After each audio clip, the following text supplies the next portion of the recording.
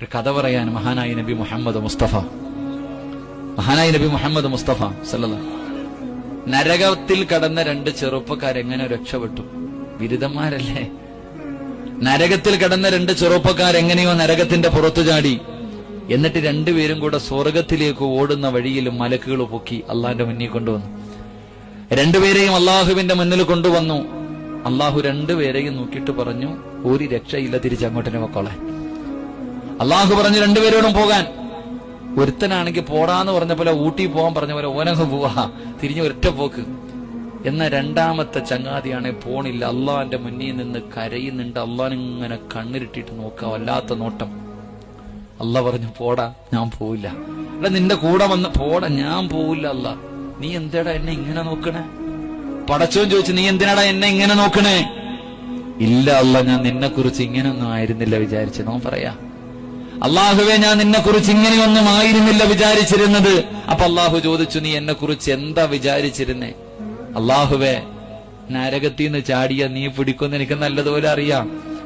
നിന്റെ കണ്ണ് വെട്ടിച്ചിട്ട് ഒന്നും ചെയ്യാൻ കഴിയില്ല എന്നെനിക്ക് ഉറപ്പാ.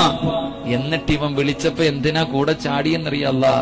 പടച്ചവനെ, എനിക്കൊരു കാര്യം അറിയാം, നിന്റെ അടിമ എത്ര വലിയ ദ്രോഹം ചെയ്തവനാണെങ്കിലും അവൻ കരയുന്നത് നിനക്കിഷ്ടമല്ല.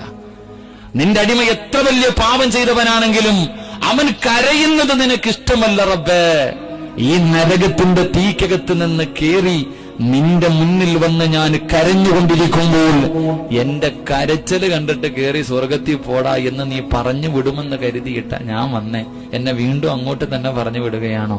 നബി സല്ലല്ലാഹു അലൈഹി വസല്ലമ തങ്ങൾ പറഞ്ഞു, അള്ളാഹുവിൽ പ്രതീക്ഷ വെച്ച ഒറ്റ കാരണം കൊണ്ട് അള്ളാഹു ആ പാവിക്ക് സ്വർഗം കൊടുത്തെന്ന് നബി മുഹമ്മദ് മുസ്തഫ.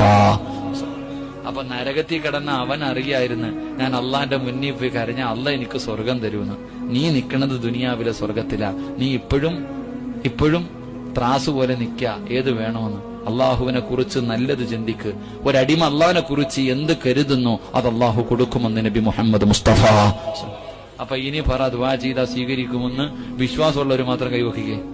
അൽഹംദുലില്ലാ, ഈ ഒരൊറ്റ ഈമാൻ മതി, ഒറ്റ ദുആയും തള്ളൂല്ല. ഇരൊറ്റ വിശ്വാസം മതി. അള്ളാഹു നമ്മുടെ ദുആ സ്വീകരിക്കുമാറാകട്ടെ.